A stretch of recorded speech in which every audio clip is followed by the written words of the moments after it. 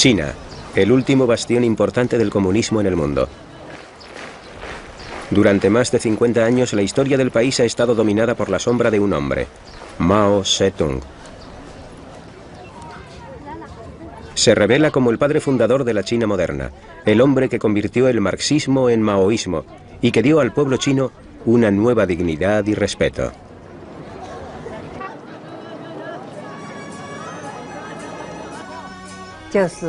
La gente creía que Mao Zedong les traería la felicidad. Hay una canción popular llamada El Este es rojo, que dice: el este es rojo, el sol es reciente, Mao Zedong ha aparecido en China.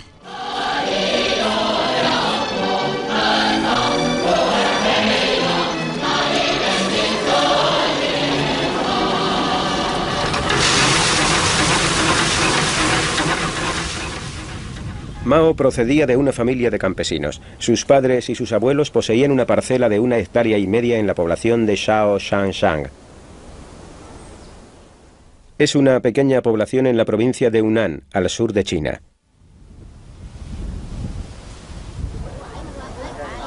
Fue aquí, en esta casa que ahora es un museo, donde nació Mao el 26 de diciembre de 1893.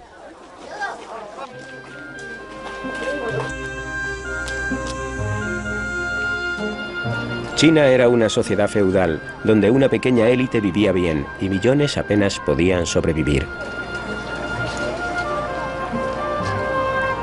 En las ciudades se extendió la adicción al opio. En el campo los señores feudales gobernaban como si fueran reyes e imponían salvajes impuestos. Las revoluciones campesinas eran frecuentes y se las reprimía cruentamente. La vida era dura y brutal.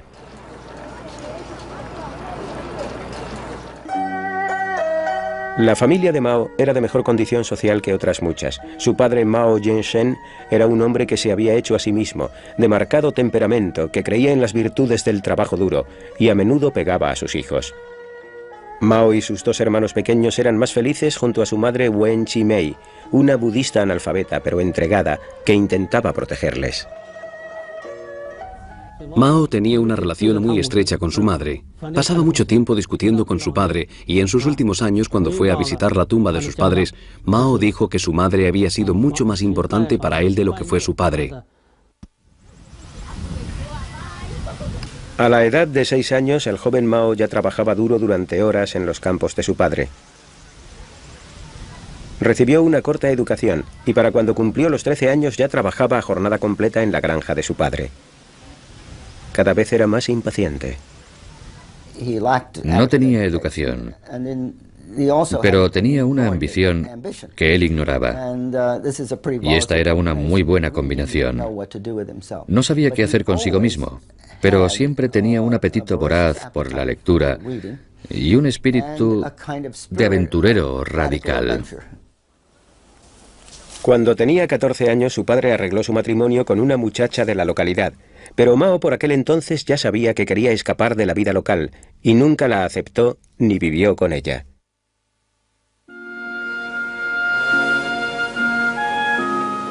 Tres años más tarde, cuando tenía 17, finalmente se fue de casa. Tomó un barco hacia la ciudad de Kansha, capital de la región, donde decidió asistir a una escuela.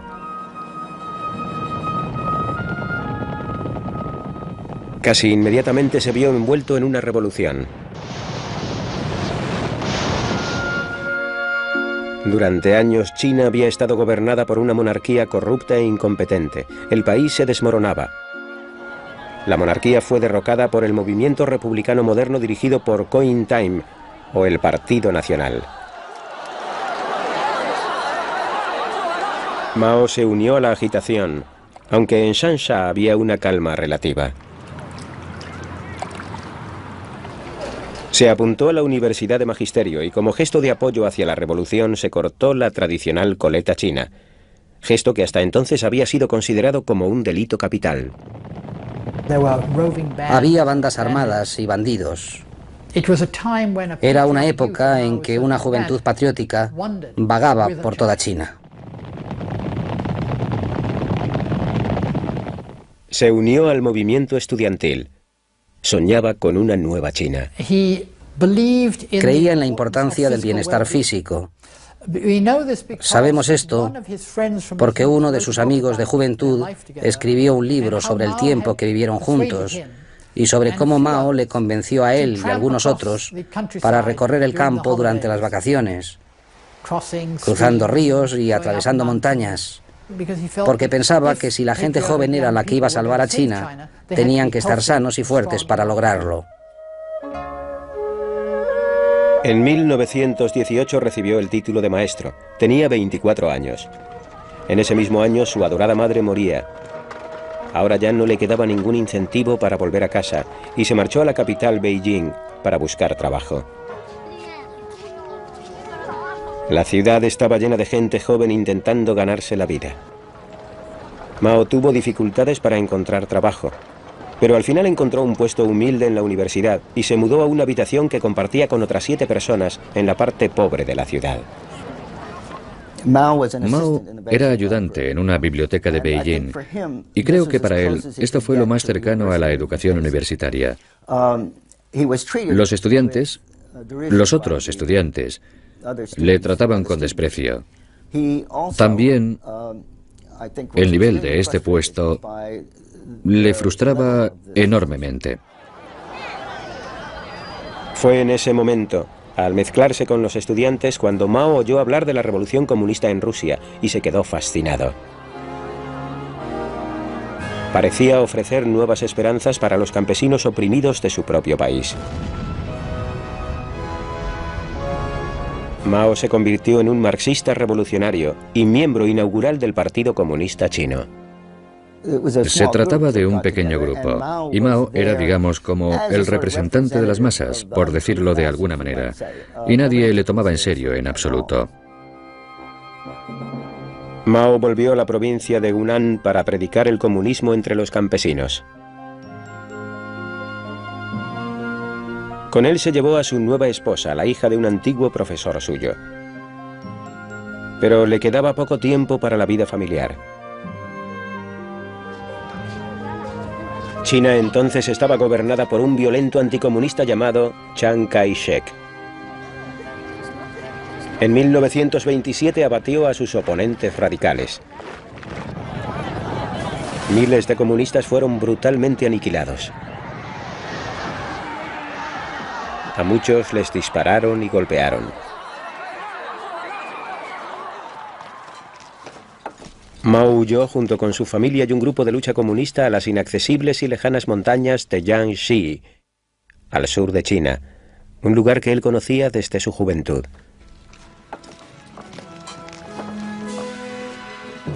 Tenía casi 40 años, era un hombre perseguido y había una recompensa por su cabeza de $250.000 de plata. Iba a erigirse como la figura revolucionaria más importante de China.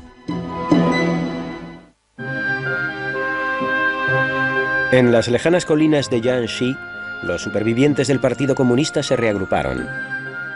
Mao y sus camaradas eran proscritos con un precio por sus cabezas. Tomaron las tierras y empezaron a construir una base militar. A finales de los años 20 ya habían conseguido una estable cantidad de seguidores. Mao estaba en su elemento, le encantaba el movimiento, el peligro y la emoción continuos. Pero sabía que el gobierno de Chiang Kai-shek no tardaría mucho en atacar. Mao y otros comunistas se dieron cuenta de que habían construido un ejército poco a poco y con mucha dificultad, porque los campesinos no querían ser guerreros, solo querían ocuparse de sus tierras, cuidar a sus familias. Y a Mao le resultó muy difícil formar un ejército, pero paulatinamente sí que lo logró en diversas bases militares, y esto suponía una amenaza. Mao estaba aprendiendo a ser un organizador hábil y despiadado, aunque lo ocultaba detrás de una fachada de carácter encantador. Mao rezumaba una especie de sencillez básica. Llevaba ropas humildes. Su ropa estaba llena de quemaduras de cigarrillos. Se rascaba en público. Hacía todo tipo de... cometía todo tipo de vulgaridades encantadoras. Y esto hacía que la gente se sintiera muy a gusto, e incluso a veces superior a él. El comunismo se había convertido en una amenaza que el gobierno no podía ignorar. Y en 1930, Chiang Kai-shek atacó. Los comunistas eran muy inferiores en número y en armas, y si confiaban en las tácticas militares convencionales, serían aniquilados. Fue entonces cuando Mao escribió su famoso Tratado Militar de Guerrillas. Nunca dejes que el enemigo tome la iniciativa. Retírate cuando avance. Ataca cuando descanse.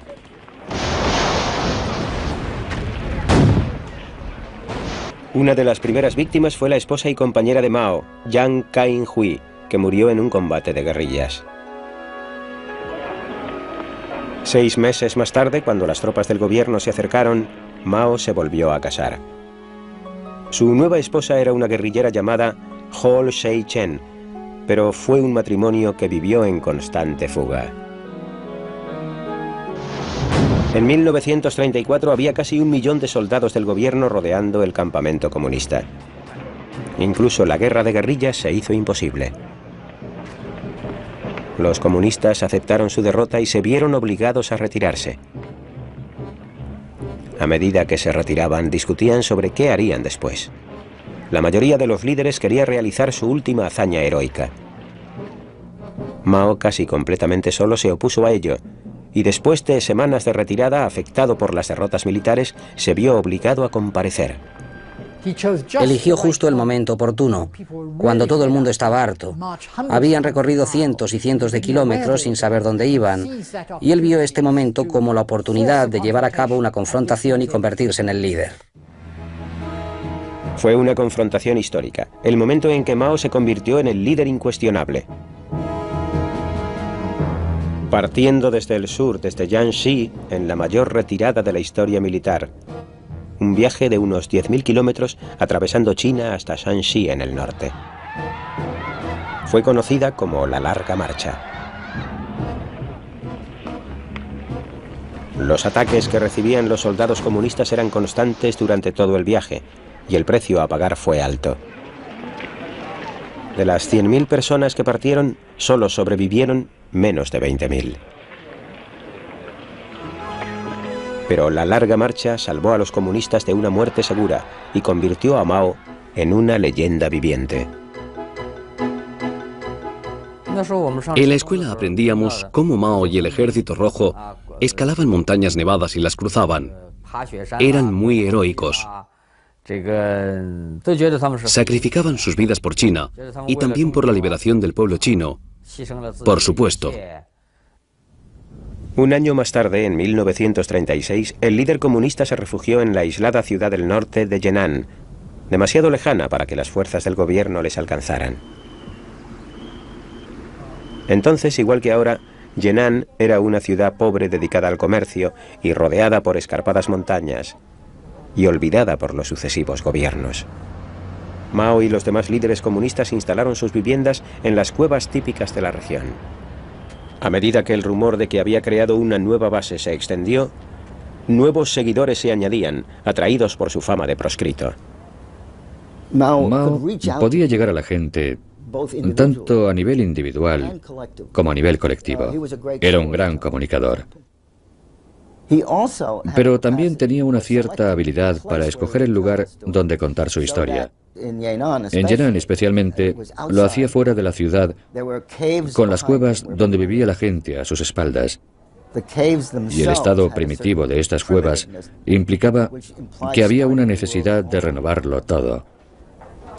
El sonido de los caballos, el ruido de los equipos militares, los gritos de los soldados en la distancia, hacían, especialmente para la gente joven que llegaba a Yenan, que todo resultara mágico.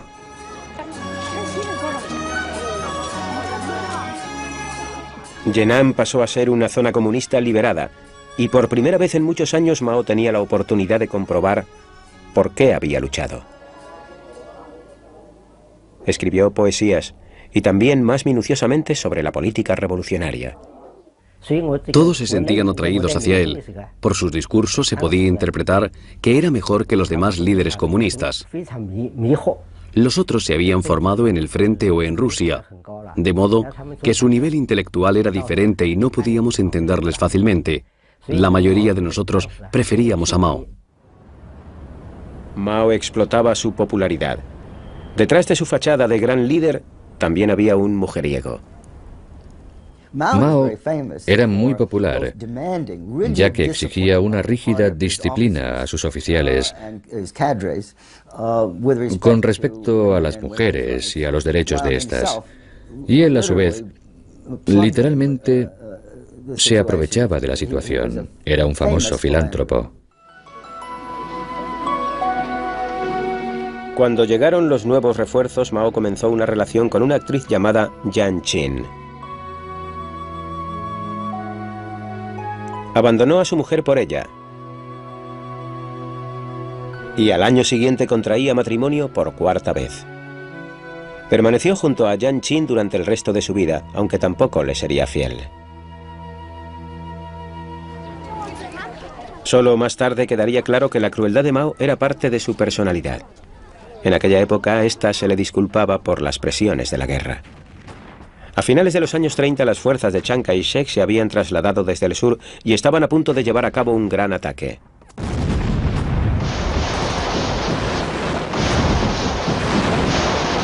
La ayuda llegó de un lugar inesperado. El antiguo enemigo de China, Japón, invadió China, cometiendo verdaderas atrocidades entre la población civil.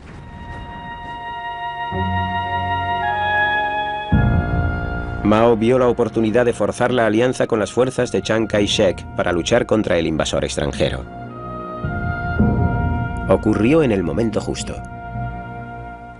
La invasión japonesa hizo posible que Mao obtuviera mayores honores, así como el apoyo popular, con el fin de lograr que Chiang Kai-shek desistiera en sus ataques contra los comunistas y formar un ejército contra los nipones.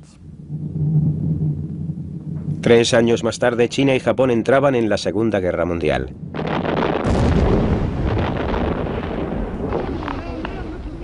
Estados Unidos envió refuerzos y consejeros para ayudar a Mao a luchar contra los japoneses.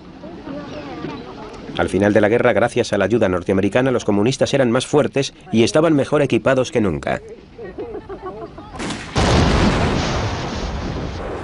En 1949, después de una serie de batallas contra las tropas del gobierno, las guerrillas de Mao invadieron el país y entraron en la capital, Beijing.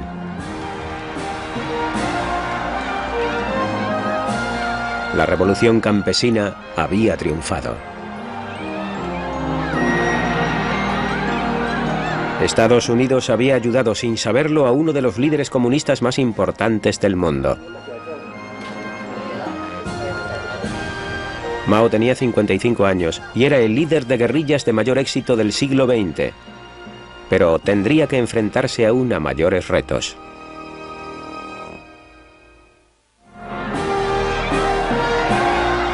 El 1 de octubre de 1949, en la plaza de Tiananmen de Beijing, Mao Zedong proclamó el nacimiento de la República Popular China. Esto suponía el final de 30 años de guerra civil.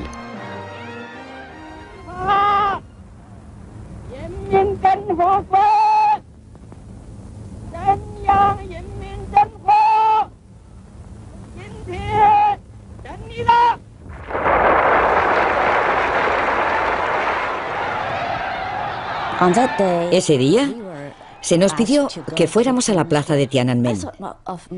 A mí me pareció que Mao era una gran persona y el salvador de China, porque hasta aquel momento yo había presenciado la corrupción del gobierno. Por eso le admiraba mucho y por eso llevé a mis compañeros de la universidad.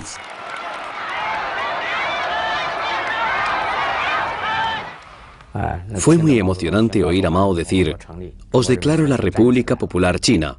Yo no había oído mucho sobre esto, pero en el fondo de mi corazón Mao se convirtió poco a poco en un dios. Ese otoño Mao viajó al norte, a Moscú. Era su primer viaje al extranjero y no sabía lo que le esperaba. Pero estaba impaciente por introducir a China en el siglo XX y esperaba que su aliado más importante, la Unión Soviética, le ayudara.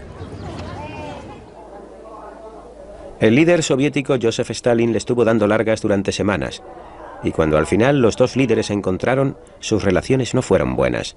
Stalin tenía poco interés por China y Mao se sentía decepcionado por la forma tan superior en que éste le trataba. A pesar del caluroso recibimiento, Mao abandonó Moscú desilusionado con su aliado soviético. China tendría que solucionar sus problemas sola.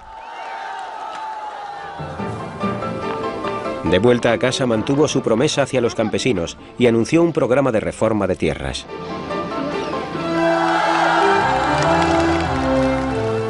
Grandes parcelas pertenecientes a los feudos fueron divididas y entregadas a la gente que las trabajaba. Los señores feudales fueron humillados públicamente.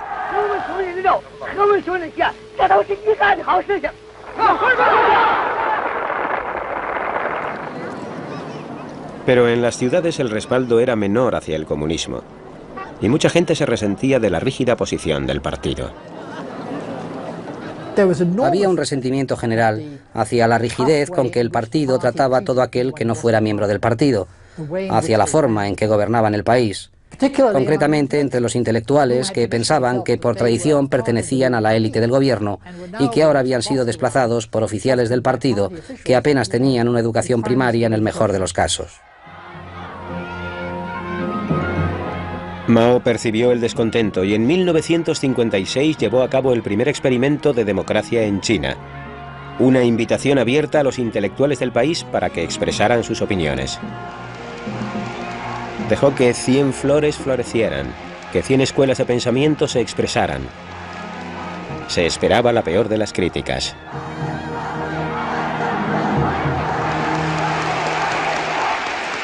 Mao lanzó la campaña Dejar florecer 100 flores con la creencia de que esto daría la oportunidad tanto a los intelectuales como a los estudiantes de expresar sus críticas y esto les dejaría felices y satisfechos.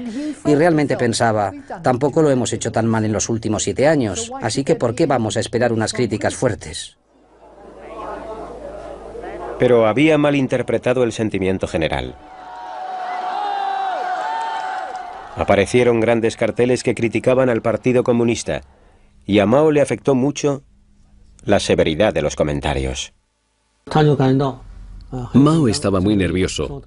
A medida que aparecían más y más carteles, cada vez estaba más intranquilo, y uno de mis amigos, que era su secretario, incluso me dijo que había enfermado debido a la preocupación. Fue la última vez que Mao consultó al pueblo chino. Al cabo de poco tiempo abatiría cruelmente a aquellos que se atrevieron a manifestarse. Cientos de miles fueron clasificados como derechistas y perdieron sus trabajos. Decenas de miles fueron enviados a prisión.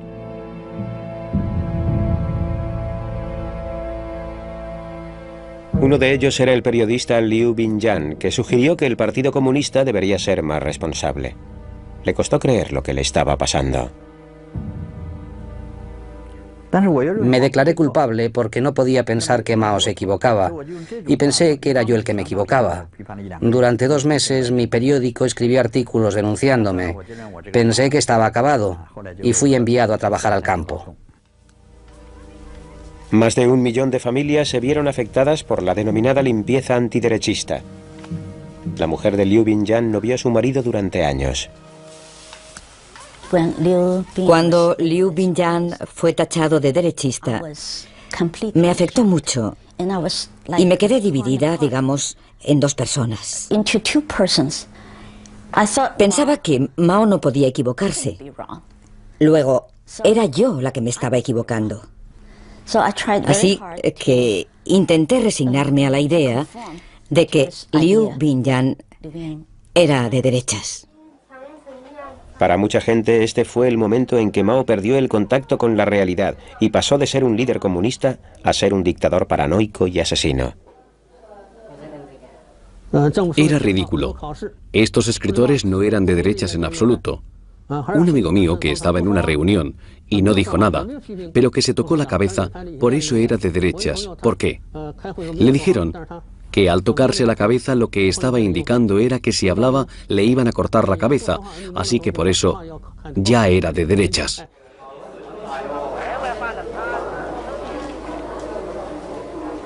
Pero a Mao ya no le importaba. Rodeado de sus hombres de confianza, tenía ahora libertad para perseguir sus ideales personales. Pocos se podían imaginar a dónde llegaría esto. En 1958, Mao abandonó Beijing para hacer una de sus giras periódicas por el país.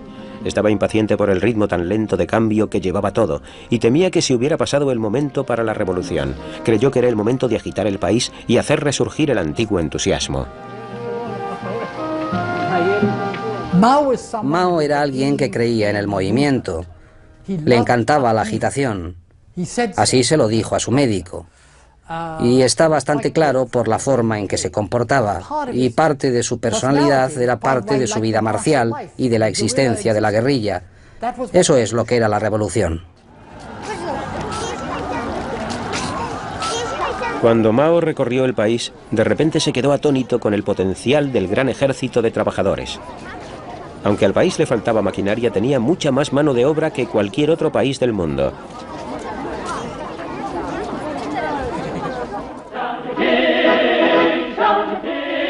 Ese verano habló de pasar a la acción y lo llamó el Gran Salto Adelante, una movilización masiva de millones de chinos. Para ser honesto respecto a Mao, muchos economistas de los años 50 y 60 dijeron que el boom llegaría empleando a los campesinos en la industria local. Esa era la forma de lograrlo. Lo que fue erróneo fue su manera de interpretar qué se podía hacer. Oyó a Khrushchev decir que adelantaría a América en 15 años y él dijo, bueno, nosotros adelantaremos a alguien, adelantaremos a Inglaterra en 15 años, eso es. Los efectos se dejaron sentir casi inmediatamente. En el campo se produjo una enorme reorganización de las granjas. En menos de 12 meses, 900 millones de campesinos, que igualaban en número a la población de los Estados Unidos, se emplearon a fondo en las granjas colectivas.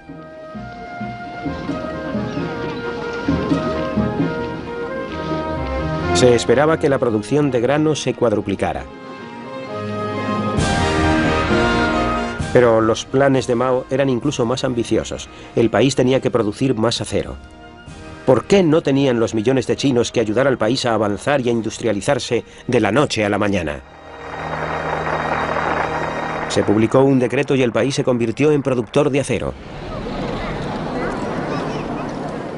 Ese año el cielo nocturno era de color naranja, ya que millones de diminutos hornos se construían en cada ciudad y lugar de trabajo.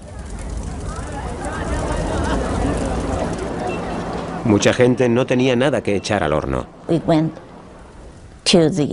Íbamos a las casas de nuestros amigos para recolectar metal, pero luego ya no podíamos encontrar ni una pizca de metal.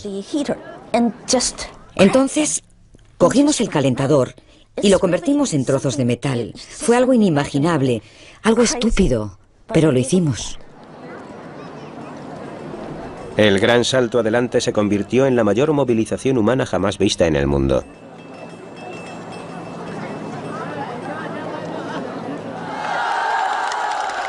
Los informes reflejaron un enorme crecimiento de la producción. Mao quería oír buenas noticias, y como los recuerdos de la limpieza antiderechista todavía estaban frescos en la memoria del pueblo, nadie le contradecía. Mao se volvió ciego y sordo. Estaba aislado y enfermo, como un emperador en su palacio. El año siguiente la verdad salió a la luz. La mayor parte del acero era inservible. Y lo que es peor, con el fervor de producirlo se habían dejado de recolectar las cosechas durante los 2 últimos años. En 1958 o 1959, más o menos, tuve la impresión de que Mao realmente se había divorciado del mundo que le rodeaba, del pueblo chino, y que había sido capaz de organizar una revolución, pero que no sabía cómo gobernar un país. En el invierno de 1959, como resultado de las ambiciones de Mao, China se había visto empujada a una hambruna segura. Las antiguas ciudades se morían de hambre. La gente no tenía nada que llevarse a la boca, ya no tenían que comer. Cuando ya no les quedaba nada, se comían los cuerpos de los que habían muerto hacía poco.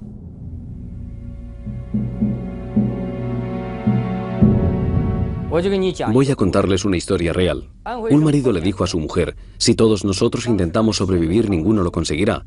Voy a darte mi comida, y cuando yo muera quiero que te comas mi cuerpo y que críes a nuestro hijo.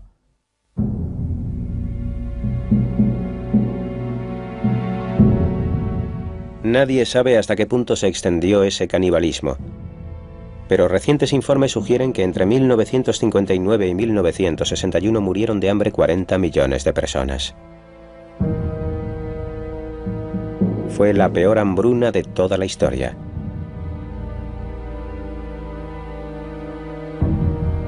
Pero se le ocultaba a la nación el nivel del desastre. Solo los líderes comunistas conocían la realidad. Mao fue dejado de lado y su oponente Yu Shaoxi, un político pragmático, se hizo cargo del país. Por primera vez en 25 años, Mao se vio obligado a ocupar un puesto secundario. Pasaría los próximos años planeando su vuelta al poder.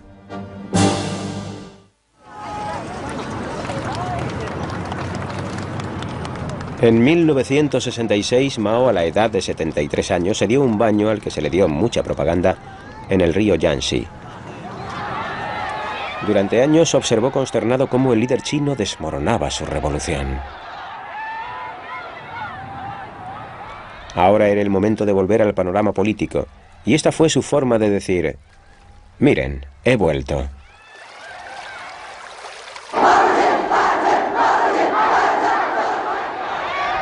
Más tarde ese mismo año invitó a cientos de miles de colegiales y estudiantes a una serie de enormes reuniones en Beijing. Calculó que los jóvenes no sabrían nada sobre la hambruna y que todavía seguiría siendo un héroe nacional para ellos. La gente sentía pasión por Mao. Se emocionaban mucho con él. Pensaban que era perfecto. Acudían a estas reuniones, permanecían de pie, esperando durante horas a que Mao apareciera, y le saludaban mientras él desfilaba.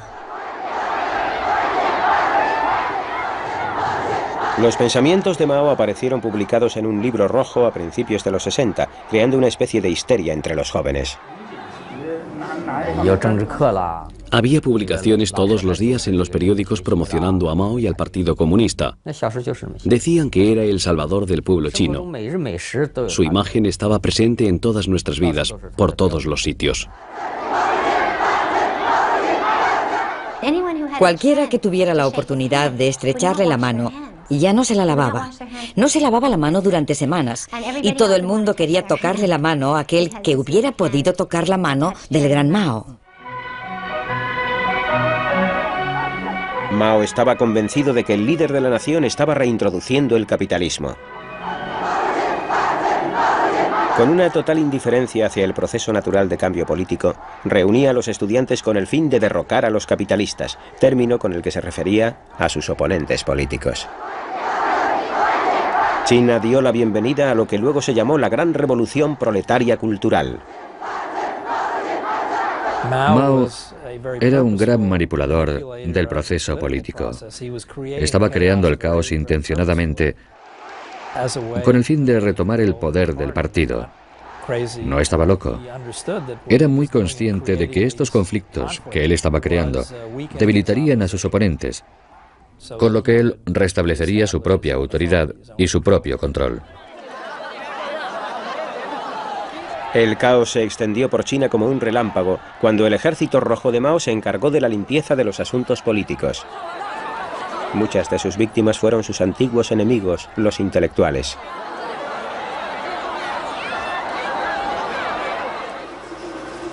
Chen Yixi se atrevió a escribir una carta a Mao exigiéndole una mayor democracia. Me detuvieron y denunciaron cientos de veces. Me golpearon 3 veces brutalmente. Me quedé tan agotado que hubiera podido morir fácilmente, pero de hecho quería vivir. 4 miembros de mi familia fueron asesinados porque se me acusaba de contrarrevolucionario.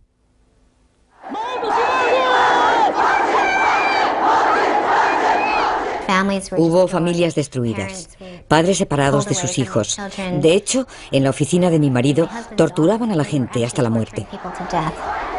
Los envolvían con una manta y los golpeaban hasta que morían. Y luego tiraban los cuerpos por las ventanas y decían que había sido un suicidio. Mao estaba al frente del poder.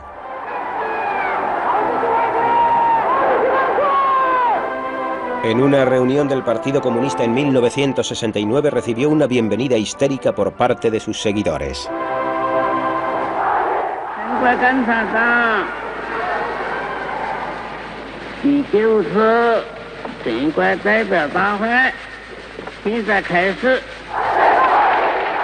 No tenía escrúpulos a la hora de explotar esta nueva popularidad. A medida que el arma roja se extendió por el país, se entregó abiertamente a su antigua afición por las mujeres jóvenes. Tenías que pensar en Mao como si fuera un cantante de rock. Era como si al tocarle ya no volvieras a ser la misma nunca más. Las mujeres jóvenes querían estar con él, servirle de la forma que fuera. Todas mis compañeras de clase querían entretenerle y por eso iban en secreto, sin que lo supiéramos, al centro de la comedia y le divertían. Así que para él no suponía ningún problema encontrar a chicas que se acostaran con él. A finales de los 60, más de 1 millón de personas habían sido asesinadas o encarceladas por el Ejército Rojo. Los oponentes de Mao habían sido derrocados del poder. Incluso él se había dado cuenta de que ahora era el momento de restaurar el orden. El Ejército Rojo se desmanteló. Muchos fueron enviados al campo a tranquilizarse. Tras años de caos en China, Mao ahora trataba de liberar a la nación de su aislamiento con respecto al mundo. Era su última y principal iniciativa. En un gesto característicamente audaz, recurrió a su archienemigo, los Estados Unidos, e invitó en 1972 al presidente de Norteamérica, Richard Nixon, a una reunión en Beijing. Primera ocasión de diálogo entre los dos países durante más de 3 décadas. A Mao le gustaba la compañía de Nixon, aunque la delegación norteamericana tenía dificultades para encontrar sentido a lo que decía. Ocasionalmente Mao hacía algún comentario del que no se podía entender o parte o la totalidad de este. Era demasiado complejo y no conocíamos el contexto en el que hablaba para poder entender lo que quería decir. Pero los chinos también estaban en la misma situación. No pisaban suelo firme. Sentían pánico de malinterpretar a Mao, de entender algo que no estuviera diciendo. Era el principio del resurgimiento chino en el mundo.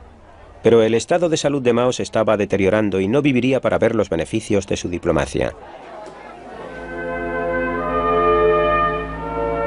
El 18 de septiembre de 1976, Mao moría a la edad de 83 años.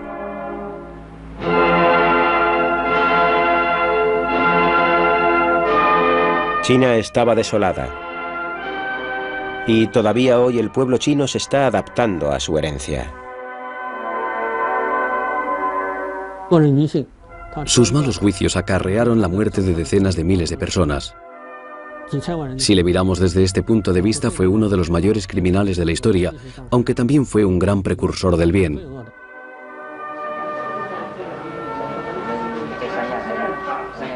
Había 2 caras en el carácter de Mao, y sin él la revolución no hubiera sido posible. Pero también era horrible y cruel. Era al mismo tiempo un monstruo y un genio.